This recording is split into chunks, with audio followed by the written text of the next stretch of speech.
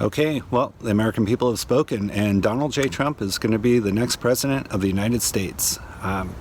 Like a lot of people in the country, he wasn't my first choice, but I think I understand why he got elected.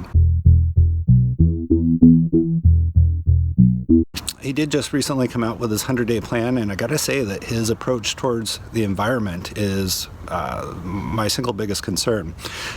He's vowed to start mining for oil, shale, coal in protected areas.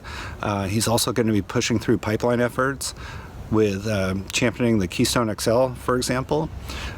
He's taking away all funding for environmental programs.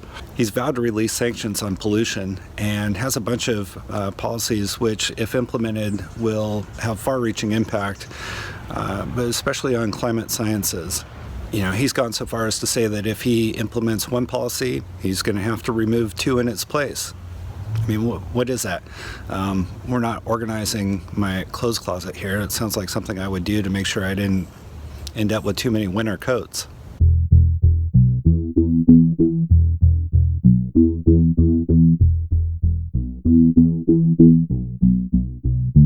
He's already appointed a leading climate denier to the EPA, an agency that he's discussed dismantling altogether. He's also discussed completely removing the FDA and any sort of educational advisement from his cabinet.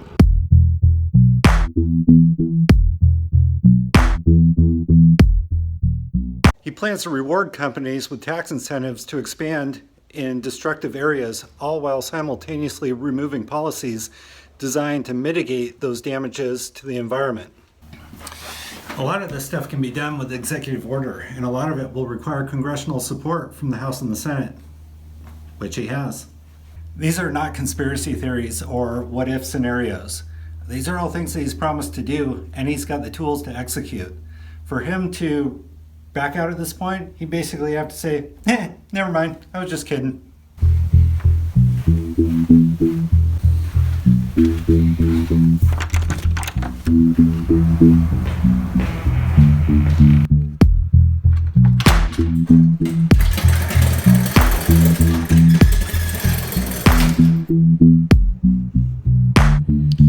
You know, any one of these items I've talked about would take decades, if longer, to reverse, if they could even be reversed at all. I mean, here we are, we're already fighting an uphill battle with the environment, and you know, he's proposing some pretty destructive ideas that are quite scary, you know, and he's got the power to do everything that he says. You know, people have a right to be afraid. I know that I'm not the only one that puts the climate at the top of the list as far as my number one concern. You know, I'm not sure what's going on. Here we had four presidential debates, 3 presidential, 1 vice presidential, and there wasn't a single question about climate change. I mean, what's that? I mean, heck, I would have been concerned if there was a Clinton presidency and she just didn't do enough.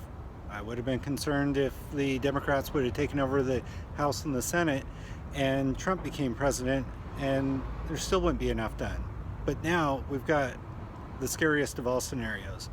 We've got the guy that denies climate change, says it's all a conspiracy created by the Chinese, and he has a Republican House and Senate, so no checks and balances. He's got all the tools to do all this stuff.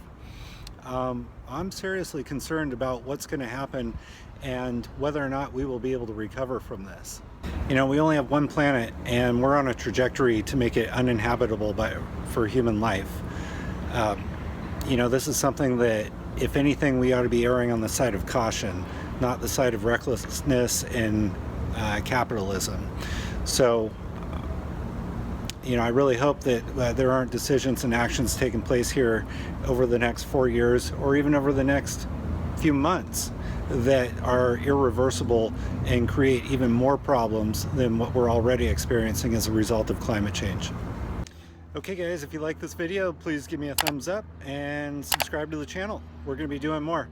And if you got any comments for future videos, questions, concerns, please leave them in the comments below. I'll read every one of them. Thanks.